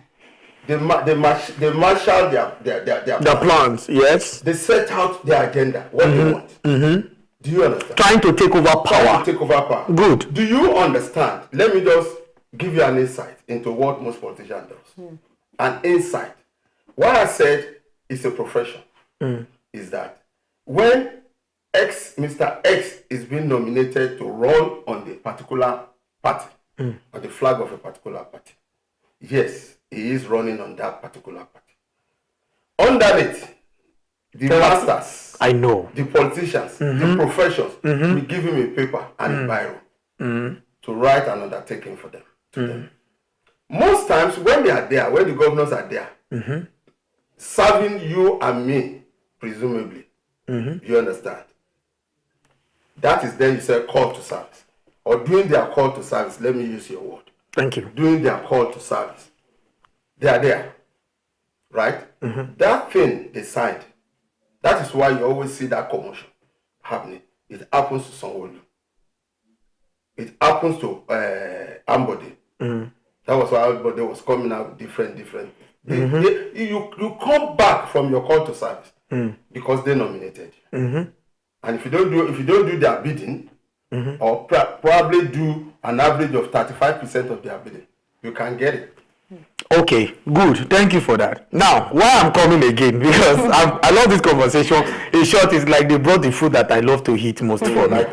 Now, if you're saying there are some master planner underneath, of course, I 100% agree with you. Thank you. Now, if there are some under-mastered people who plan out Sanwo-Olu, for example, I would use him because we're in Lagos, how they plan how he become the governor. When it gets to the constitution, do we see master planner inside the constitution? Yes or no? Just a simple one. It's not, I can't give you a yes or no because it's not a direct question.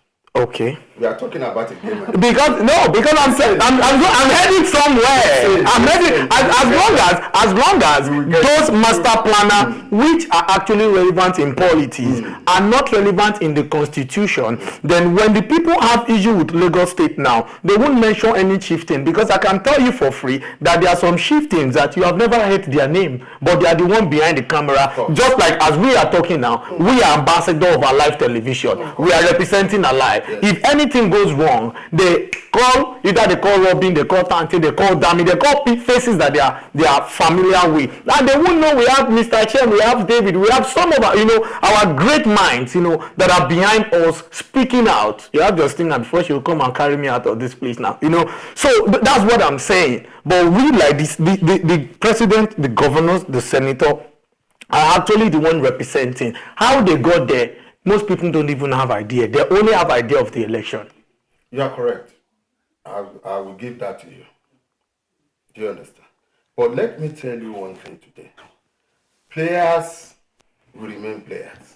That's true. Coach has their own job. You understand? Referee on the field. That's true. Is the master coordinator, is the master of the match. But as we progress, so many people do work for Sanwo-Olu, of which they don't even know Sanwo-Olu.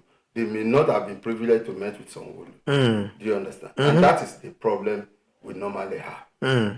If not, if it's called to service, Sanwo-Olu need to have his way 100% without being checked. You talk about constitution, or you made reference to constitution the last time. Yes, sit down. They've been doing constitution amendment. They've been trying to amend the constitution for the past, since 1999. They've not been able to achieve it. For the simple reason that these players are playing their games. That's what, let me just make a little reference to what you just did a while ago, in reference to Edo State. And the man, that player too, that made a reference, that said, listen, what they did to Oshiomhole, the almighty Oshobaba, you understand? Then, Osho kept quiet. He has never said a word. Yes, because he's a senator. And don't forget, if it's not strong, it can never, considering what they did to him, it can never... The senatorial city where he won is where the deputy governor is, Shaibu. Yes. Shaibu, he picked Shaibu up. To become the deputy governor? No. He picked Shaibu up to be one of his soldiers. Strong soldiers. Okay. He's an inner cabinet person. to Adams Oshiomhole. Oshobaba in those days. But what happened? Because he believes he knows too much. As a result, yes, he can do whatever he does. Politics is not like that. There's a man called Chief Dapo Sarumi. He's still alive. He lives in the United States. He's a key player in this state. In Lagos? In Lagos, yes. He's like a father figure to our great Bola Tinubu, the president. I drove my car. You understand? But look at the president now. Because he marshaled his way. He studied from your school. He studies from this school. Political school. And he merged the thing together. He's now a master player. And he's playing the game neatly and nicely now. Sure, you understand? And where is Sarumi now? He was a former minister. He was this, he was that. But Sarumi, 89% of the Lagos players, political players in Lagos, they are from Primrose Group. There's a group called, and that Primrose Group belongs to Chief Dapo Sarumi. So it's like a father figure, because I don't want to use Godfather. No. There's nothing like God. I don't think Godfather's issue has been played down. Maybe we get to that some other time when you call me. Mukaila, you mentioned something. You said Shuaibu was acting as if he knew too much. Yes. And that was the cause of his problem. And politics is not like that. It's not like that. So what do you mean actually by that? Does it mean that if I know something, I should keep it to myself? I should keep quiet because I have someone who is leading me, someone who probably has better, information or better knowledge of what we are in. What I meant is this. Politics is like a school. You can be PhD holder, you still have to come down to that thing. I could make reference to one incident at Agege many years back. When you have a master's degree holder being controlled by a grade 2 person. And the master's degree holder said, no, this is what I want to do. And they said, well, you can go ahead and do it. At the end of the day, he finds himself being thrown out. Shaibu went to Oshobaba school. Oshobaba trusted him 100%. My senator trusted him 100%. Because there's nothing like 80% in politics. You are either perfect or there's nothing like good, bad. So they trusted him. He's an inner member of Oshobaba. You will recall that before he becomes the vice president, the deputy governor, he was brought from House of Reps. He was an House of Rep member. And that is the level of trust Oshobaba has in him. But at the end of the day, he believes he has gotten another master. He has forgotten that it was Oshobaba that. But I feel we should be more loyal to the principal at the time of the administration. Yes, nobody's complaining that. Oshobaba did not have any issue with that. He might not say it out because he's a quiet player, like you said. You see, it's good to be quiet. But he doesn't need to say it. What if Oshobaba was expecting Shuaibu to have left the second time they wanted to run in the People's Democrat under the platform of the PDP, but yet he left Oshobaba and he decamped to the PDP? He decamped to PDP because it's his choice. That's one thing with politics. That means there's not enough trust and he's not loyal. That's one thing with politics. You understand? When you talk about loyalty, sometimes you play it down. Sometimes you play it down. Look at in the case of that I made reference to this Dapo Sarumi wanting to become governor. The player said, no, this is the way they wanted it. And they had it. And at the end of the day, he lost. And what happened? Because of these two fighting, NRC won. And that's what gave room to conservative for the first time here in Lagos. It's always a progressive state. I just feel like politically, anything you want to do in politics, you need to have wisdom. You have to have wisdom. You have to know what to do at the right time. Because sometimes we do the right things at the right time, and that is why we get the negative result. If doing the right thing at the wrong time gives you negative results.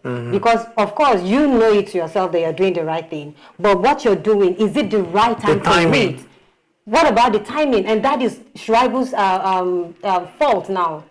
Well, I'm not in a position to lay blames or lay fault before anybody. It's a question of mind and conscience. Sure, you understand. Politics, I mean, wake up this morning and said, tomorrow I don't want to talk to my chairman anymore. That is me. I joined politics willingly. Not that anyone said compulsorily you have to join politics. No.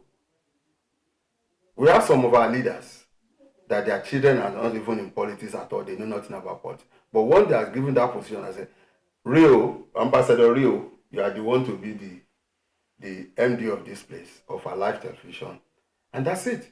Because one, Ambassador Rio happened to be a brother to the chairman's wife or a cousin to the chairman.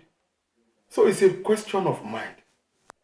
And Ambassador Rio may be involved, and at the end of the day, he doesn't know anything about broadcasting. And what is going to happen? There will always be confusion. There will always be confusion. So you may assume that they are doing the right thing. I could remember one government that says, hey, that's what happened in the case of Obasanjo and Atiku.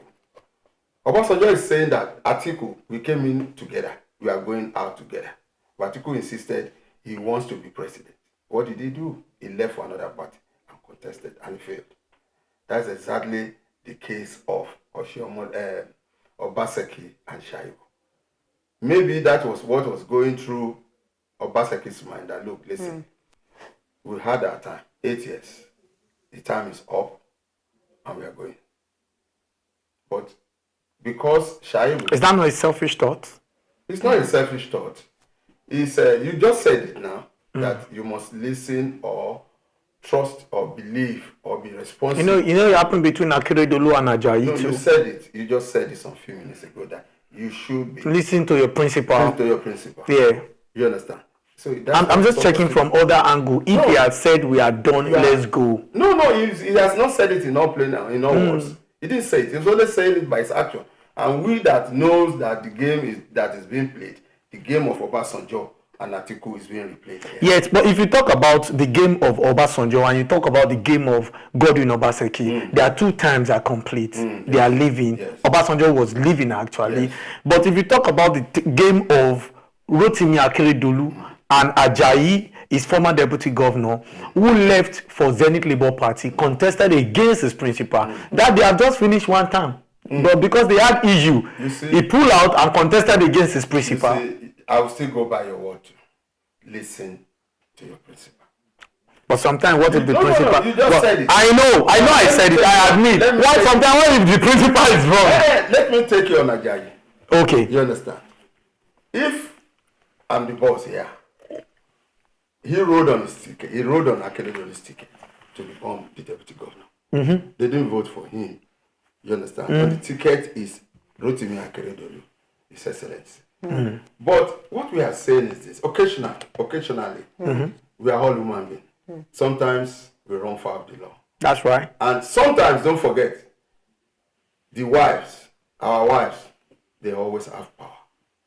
They believe whatever we do. I could remember Madam Stella in those days of blessed memory. She has power. People go to her. And the same thing applicable to our late Mrs. Babangida. You understand? Women for Life too. She did well. Oh, well, let's go back to Lagos. Yes, because I was even going to ask him about that. I want to know, do you feel PDP or Labour Party has any chance at all, of saying today in Lagos, instead of being Sanwo-Olu as the governor, it probably would be GRV or Jandor. Do you think there's any possibility of that? I don't want a live television to be burned down. Yes, because it's a straightforward case. Okay. But don't let us preempt. Yes, the funniest thing is that question is too direct, please. Okay. But the thing is, Tribunal has already called for a rerun as we talk right now.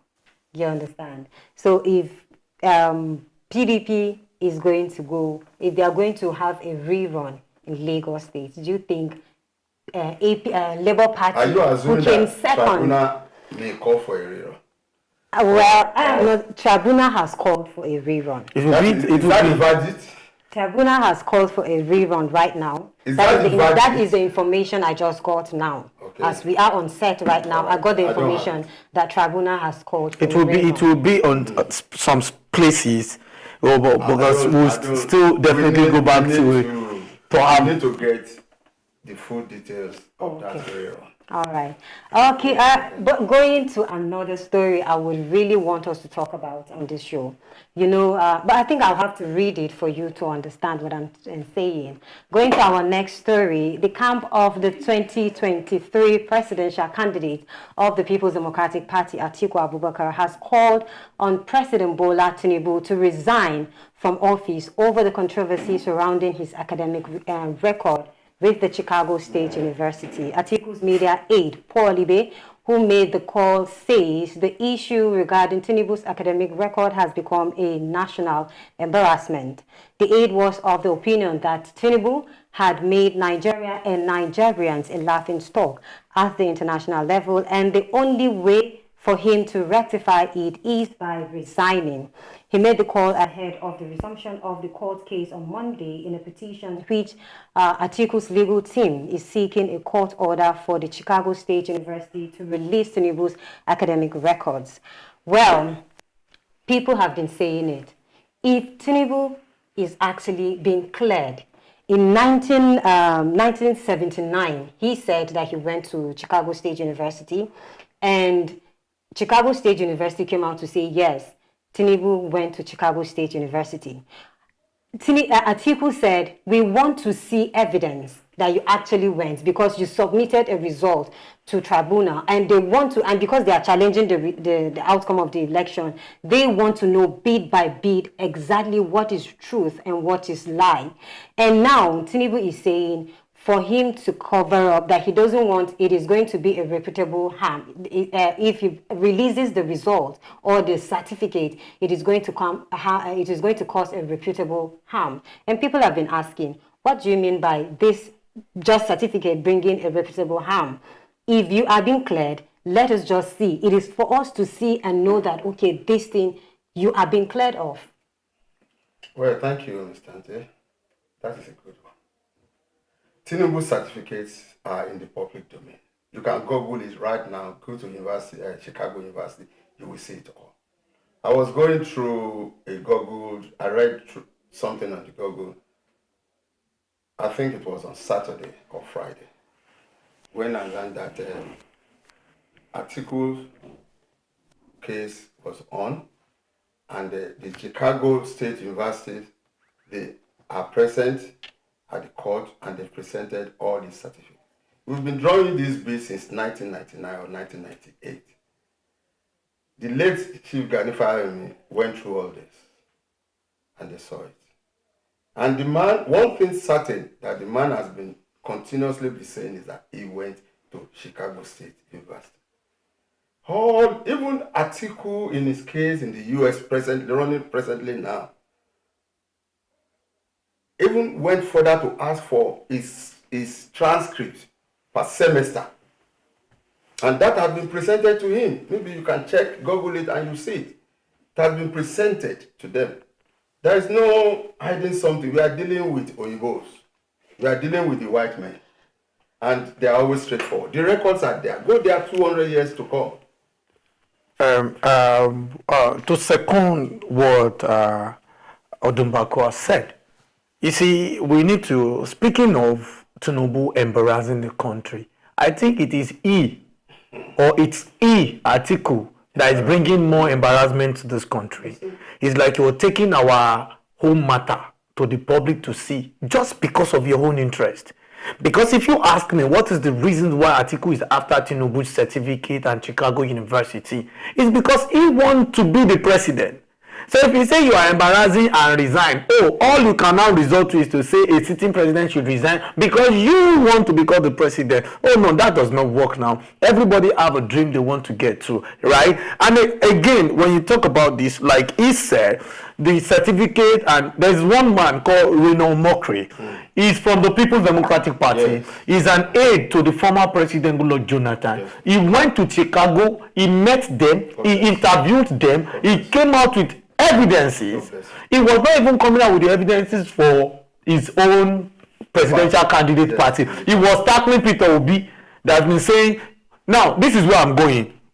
You have gone to the election petition tribunal and the verdict is up. You have seen the verdict rather.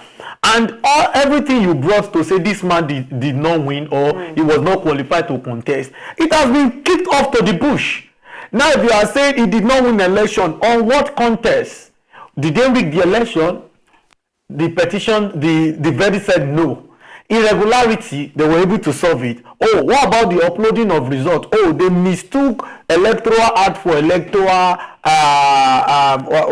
what's it called? I need to remember this word now because there's a difference between electoral act and guidelines, electoral guidelines. Electoral guidelines is only meant for Independent National Electoral Commission. They decide how they want to guide, the electorate. Now you brought that and all of that was knocked down. Now yet you are coming with certificate. There was a time Alhaji Atiku Abubakar said, oh, if Tinubu said he went to Chicago State University in the United States, he should bring his secondary school certificate and primary school. And I was like, okay, what are we really, what do these people really want? So it is visible to everybody that both Peter Obi and Atiku does not want Tinubu as the president. And as a politician that we said they play games, you will play to any level to make sure you defeat your opponent. So I still see it as a game. So if Tinubu is saying, don't release it to Atiku or his people or its lawyer, let's do this. Already there's something on the internet that everybody can get to see. Tinubu cannot even say don't release because we are dealing with the white men. The white man believes that whatever the court says, they will adhere to it. It is a court request, not them. The only thing that hits me up here is saying Tinubu is bringing embarrassment to the country. No, we are the one embarrassing the country. He has every right to exercise his constitutional right. And what he's doing, to me, is right. He has his money, he's the one throwing it about. But my gross, or what I'm saying is that there should be a law in this country, or a law being established by the legal luminaries or the legal the judiciary, that any lawyer bringing a case that doesn't have any merit should be punished. Should be punished. But sir, you can't say that because right from time the lawyers are meant to take rights wrong to right because that's how they make their money. They find them at the end of the day sometimes for wasting the time of the judges. That's exactly what I'm saying. The case before them is a waste of time. Let me give you an example. Say for instance, they are talking about Tinubu, APC. Don't let me talk Tinubu. APC not having to third in Abuja. What kind of question, what kind of thing is that? And that they are pushing it as part of their case. It's not worth it because with the same thing you can prove that there is no way a party can have 100% in a particular state. You can't win 100% in the particular. No matter how good, no matter how nice you may be, you cannot win. Even in your home, for you to say yes, mothers will always win. So what do you now expect for men? We are as good as we are useless. We don't do anything. So may God help. Related to this development, in Nasarawa State, also they are going to be have their verdicts today. Yes. And the women, talking about women. About thousands of women. I saw the video. Yeah, came out, Herbalists, Christians, Muslims, all came out to pray.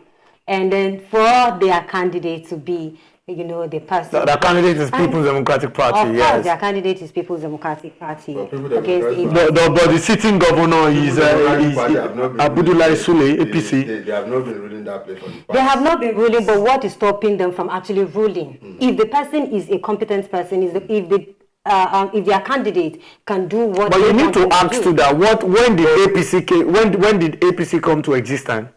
2015. So if they have not been ruling, then you say that means the APC has been there since 2015, so to say. So it's like this is like the third time they are going. That means they had somebody. I don't know their former governor.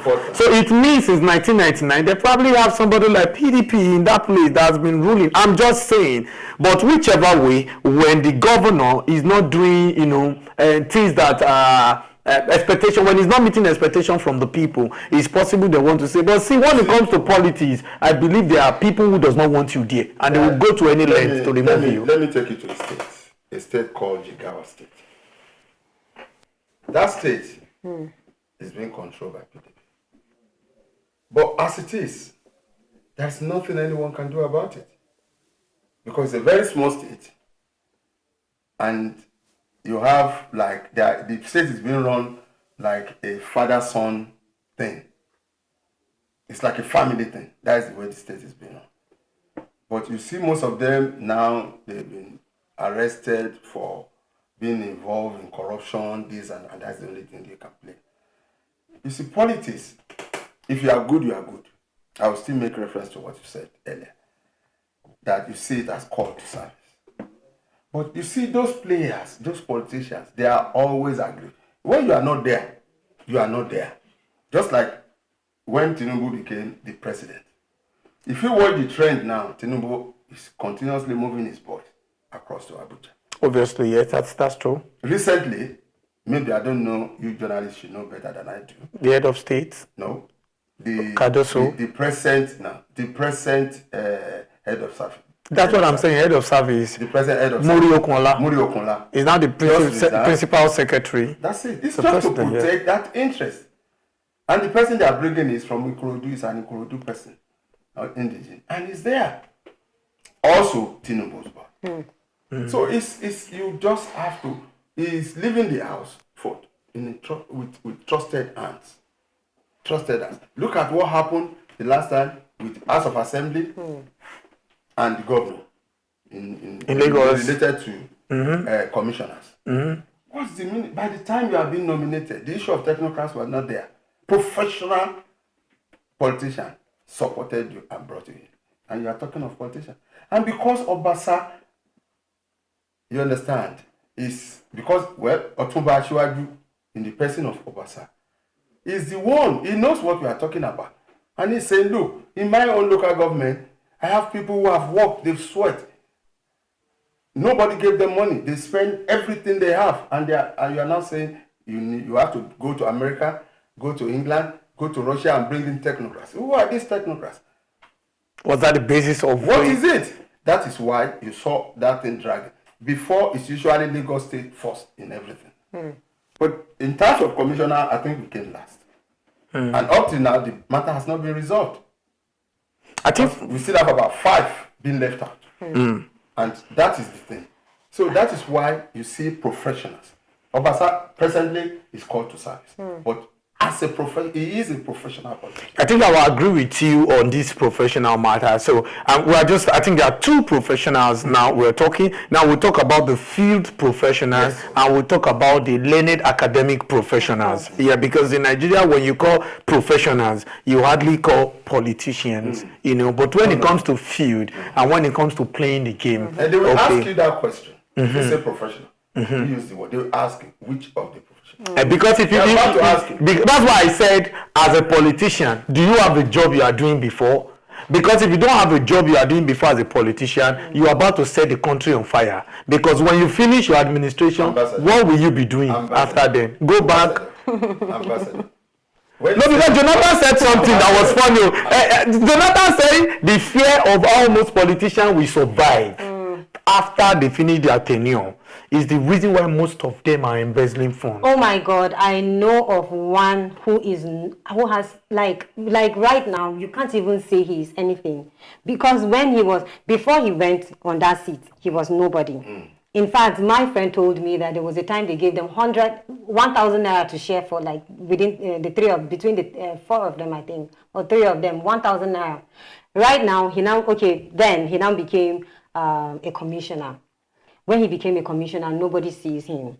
He had 2 gates. When you go to his house, you can't access him. Like nothing. There was no communication. There was no connection between him and his people. Right now, only what he has, maybe the things he had to build up just because he knew that after this time there was nothing. People could not he couldn't get any appointment again because there was no referral. People were not happy with him. There were so many disappointments that came after you know, and he's a nobody now. He's a nobody now. I'm not saying he's he not would have gone back to his but banking job or to be back honest, to... people don't even have respect for him no more. I will respond to you at the same time. Respond to Ambassador. You said they must have job. Most of these banks, you see, who are the directors? 89% of the directors are politicians. Mm-hmm. Because it's politicians' money that circulates, that goes around. Most of the fraud being committed, most of the assumed quote and unquote being committed by politicians are being run by these banks. Of course, I know. And the accountants. Banks, Those permanent are secretaries. Professionals. So the professionals are being used by the unprofessionals, you know. Well, the argument let me now answer your case. All right. You see, once you are nobody, and you are fortunate to be picked to run for an office, and you succeeded with the support of God and that of woman too. And once you are there, you don't want to go back to that life again. Definitely you don't want to go back to that life again. Because if you go back to that life, you say, no, I'm a gentleman, I don't like to steal, I don't like to this. Yes, you want to go back to that life. Nobody will allow you to go back to that life. Whatever they are throwing at you will have a meaning later, not immediate. So if they continue, yes, people are bound to say what they like. You assume that, no, they may nominate him for a particular job, and he's not feeling comfortable. He may not be feeling comfortable on that job. So those are the things we have. But by His grace, politics is a game. We should let Mukaila leave now. Politics is actually a game, but we'll have to take a break. And when we come back, definitely we still have Mukaila here to have conversations with us. But for now, we have to go on a short break. We'll be right back.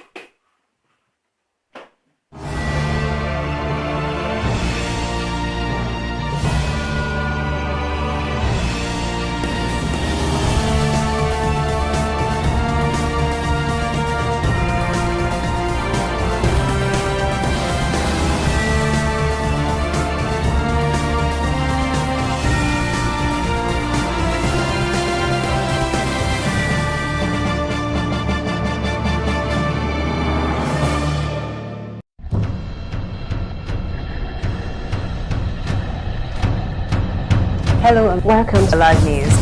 The immediate past Minister of Youth and Sports Development Chief Sunday Dare, the federal government of Nigeria has taken punitive action against the secretariat. Nigerians have expressed fear over the possible shutdown of businesses and job losses. See, things are just going higher every day. For the fact that going from here to Ombalin day before was at 300, but now is at the high side of 700, 800. The subsidy costs us trillions of naira yearly. Such as a vast sum of money will have been better spent on public transportation, health care, school, housing, and even national security.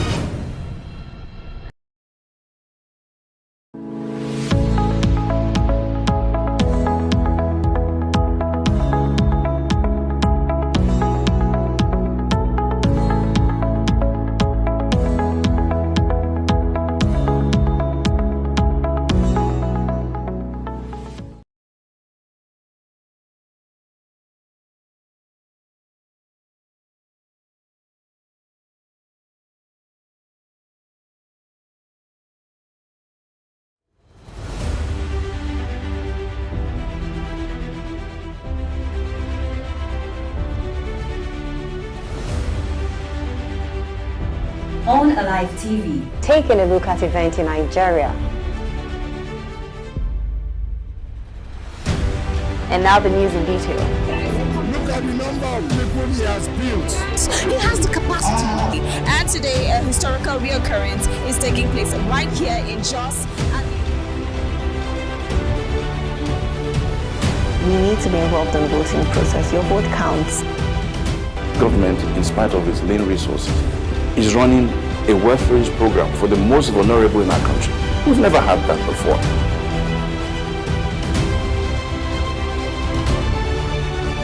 Welcome back. Nigeria should be competing with countries like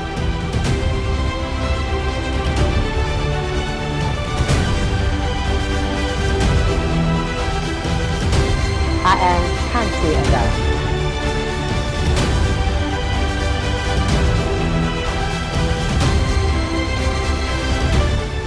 Alive News, keeping it fresh.